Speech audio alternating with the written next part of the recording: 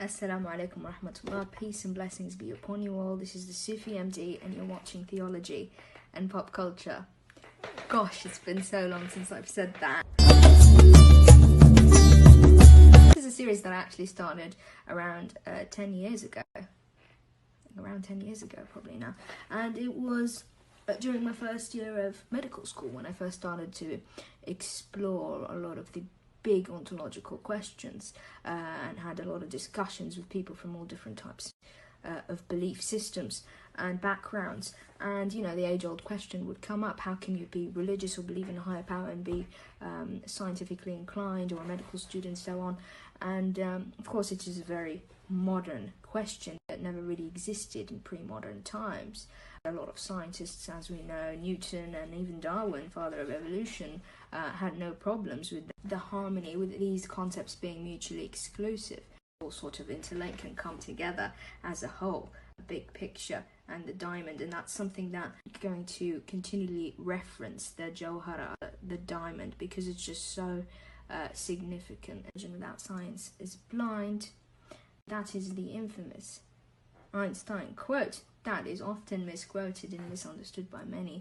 It's actually a long paper that Einstein wrote himself, and I'm going to be linking it in the description, and I encourage you to read it and not only take context into consideration, but also take into consideration the torment that Einstein himself went through with him revealing that piece of the puzzle.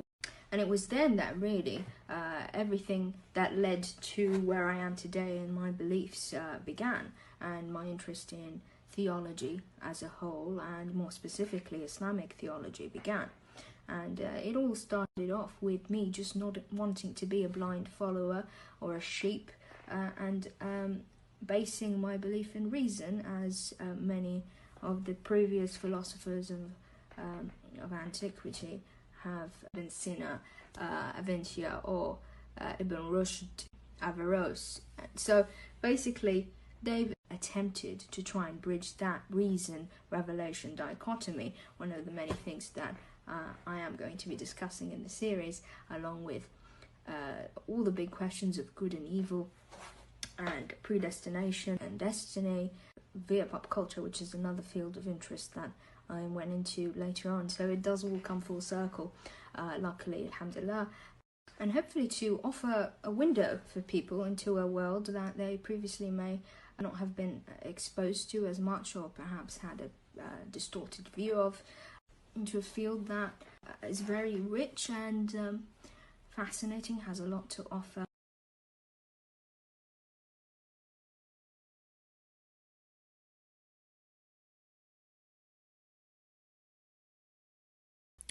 Right, let's get right into it. This video is going to be dealing with the subject of theology, which is the study of what has ultimate concern, i.e. God. This video is going to be a general introduction guide specifically into the Western arguments of the existence of God. In the following lectures and episodes of this series, I'm going to talk generally about what the Arabs call ikhtiyar, which is free will or choice. I would also like to talk about good and evil, al-khair wa shar, which comes under what's termed in the West as theodicy. A good succinct summation of what that essentially is justifying the ways of God to man, whether or not we can even do that in the Islamic tradition, and how Islam, in my opinion, actually solves one of the greatest religious problems in the West, called the problem of evil in philosophy, in terms of how one can square in Christianity a benevolent and omniscient God with the fact that evil exists in the world. Figured out way back. If God is all-powerful, he cannot be all good. And if he is all good, then he cannot be all-powerful. This is the foundation for what makes up a lot of the arguments against the existence of a personal God, or a God that is concerned with human affairs.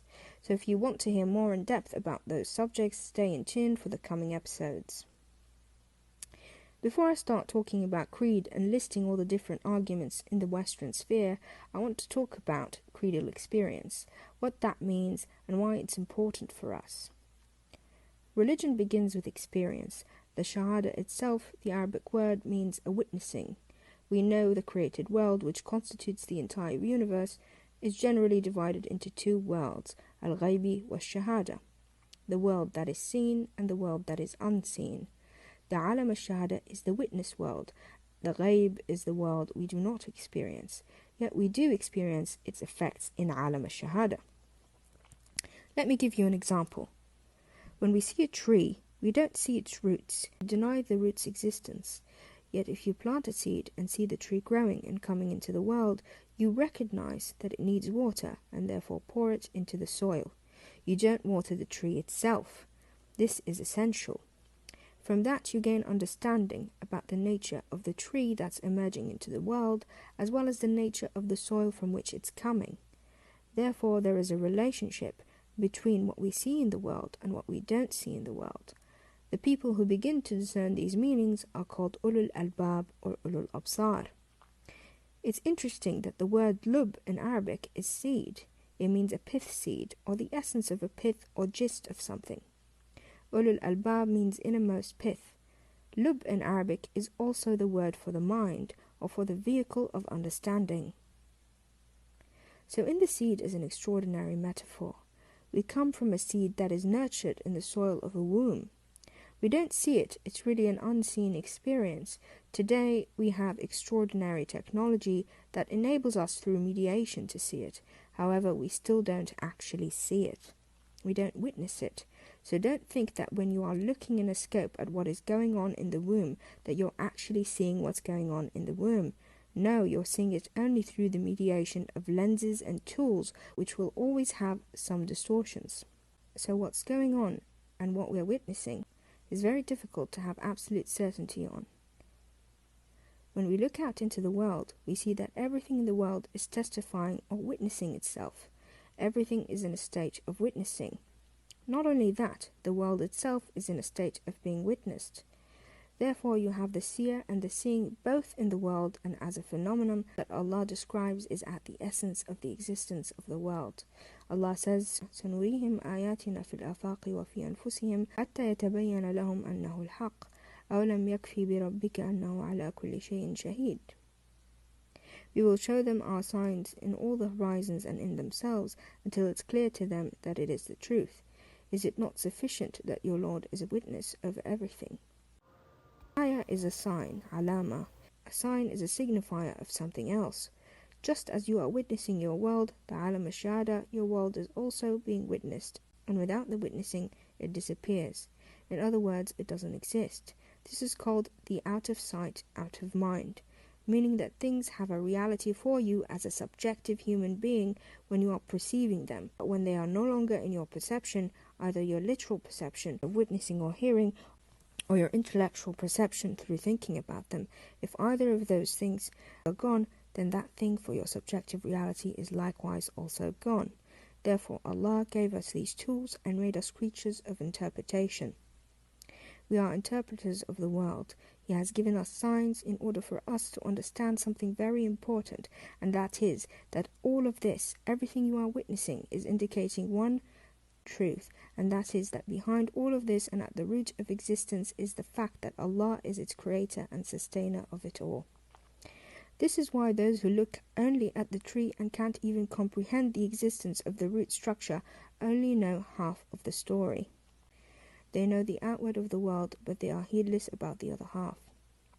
Therefore their knowledge is not sufficient knowledge, because they only have half of even just the created reality. We haven't even dived into what is behind it, which is the creator. They only see and believe in what they see. Right, so let's talk about the Western proofs of the existence of God. I'm going to list them, and they generally fall into three categories. The first category, arguments of reason, or ontological arguments. The most famous is the Archbishop of Canterbury, which has a different version from Anselm. The second version is Descartes, a slightly modified version of Anselm's argument. It still has lasting power today because it is the most difficult to deal with.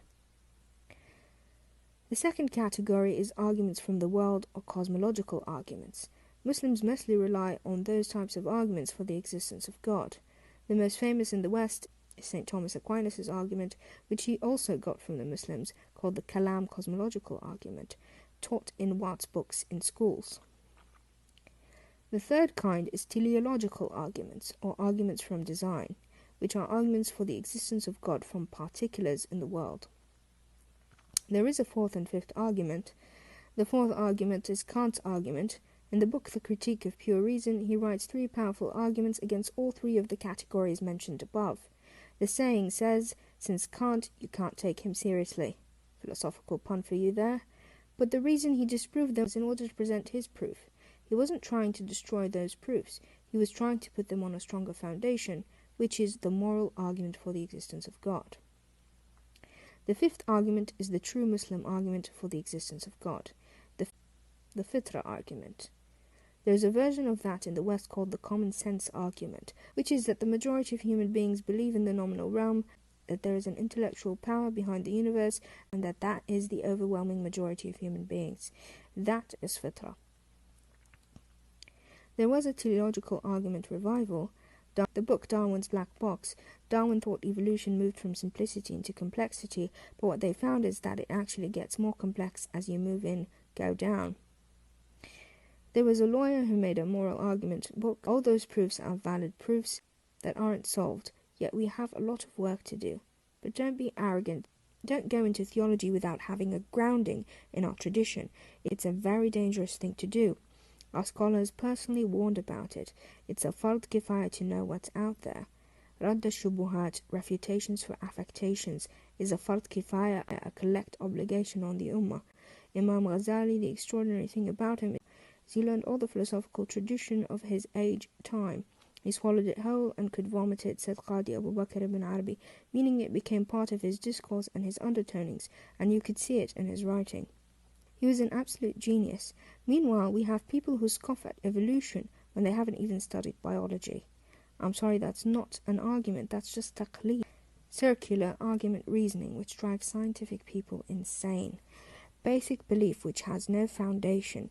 People can be like that, hence the iman of the old woman mentioned earlier, but our scholars absolutely cannot.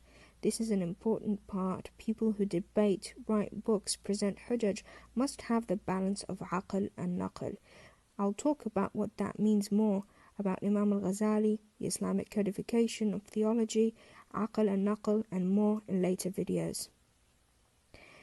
That's it for part 1. If you're interested in listening more, please like and subscribe and follow the channel.